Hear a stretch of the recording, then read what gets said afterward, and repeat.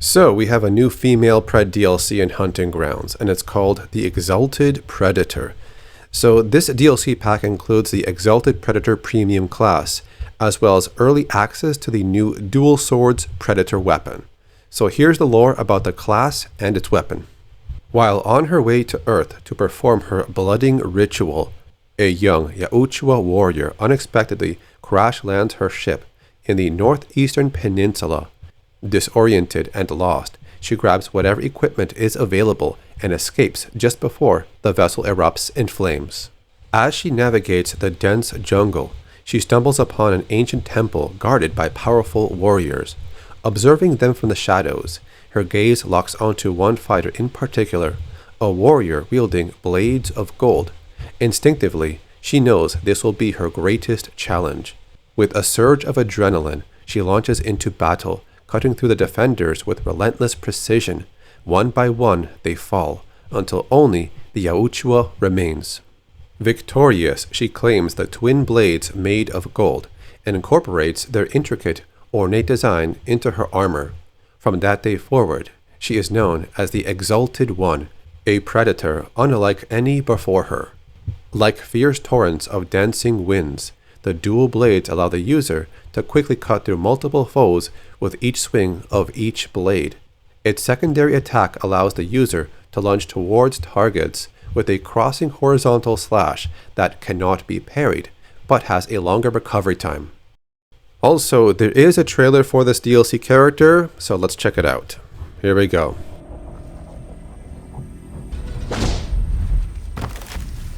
There she is, on the trees. Oh, and you can hear she's doing the sound effects for mimicking the human voices to confuse them. Huh? Over here. This way.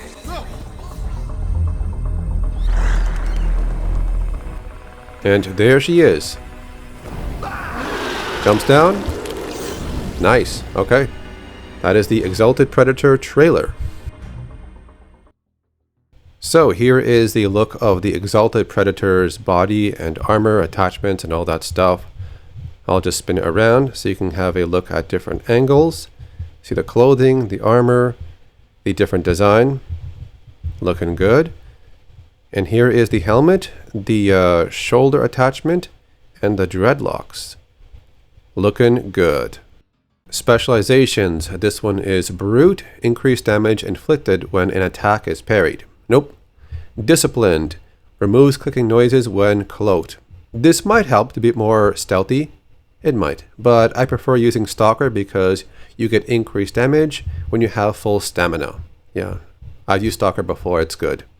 This class has a max of 12 gear points. So, I'm going to use the healing kit because you have to, the bear trap as usual, and audio decoy.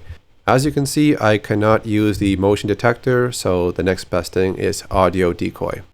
As for the weapon choice for this build, well, because it has Stalker and because it has some pretty good stats with stamina, I am going to use this as a melee build, so net gun of course, and we're going to try the dual swords. I'll show you how it works. As for the perks, Adrenal Boost is going to be optional. As for the other two, I'm going to use Fast Hands, so I can switch between the net gun and the swords very quickly, and of course Fearless for more damage with melee weapons.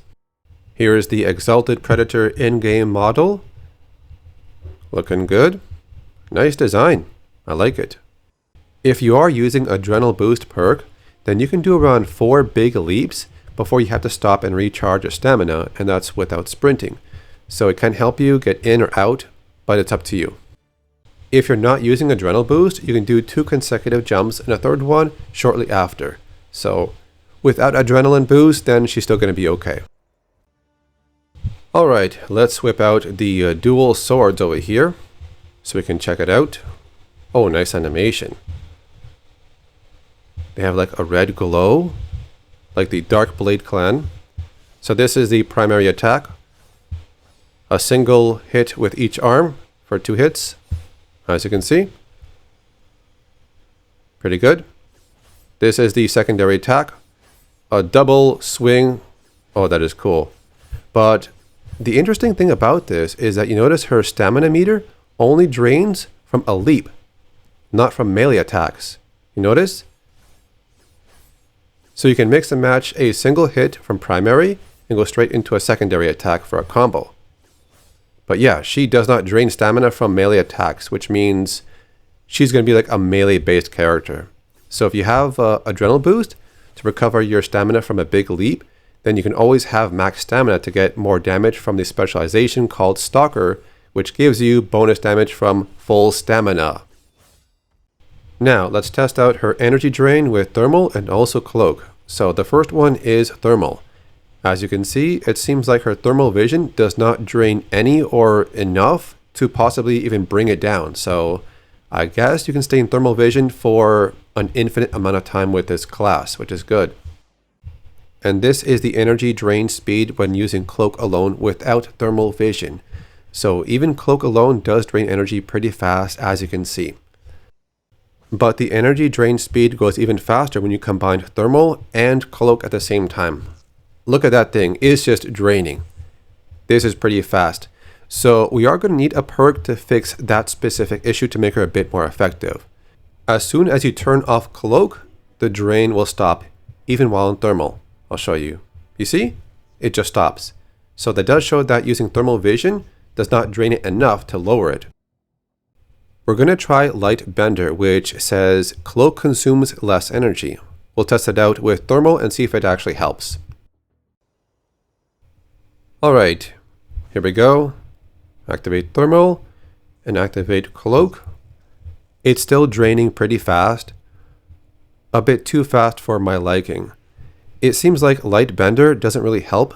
If it does, it's not noticeable. Yeah, this is too fast. Let's go back and try Energy Cell, Increased Energy Reserves. Alright, let's try this with Energy Cell perk. There's Thermal. Let's activate the Cloak. And it seems to help the energy drain situation.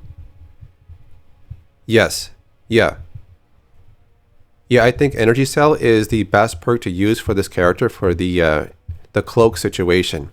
Because this way, you'll have more energy to also use the Plasma Caster and make your Cloak last a bit longer. So, again, it's always up to you, so choose what you prefer and what fits your playstyle. But yeah, I'm going to use Energy Cell on this one. So that is the end of the first look, review, and breakdown of the Exalted Predator, the new DLC in Predator Hunting Grounds. If you have any suggestions on making this build better, then put it in the comments section, but that's it for now. Thanks for watching, and I'll see you next time.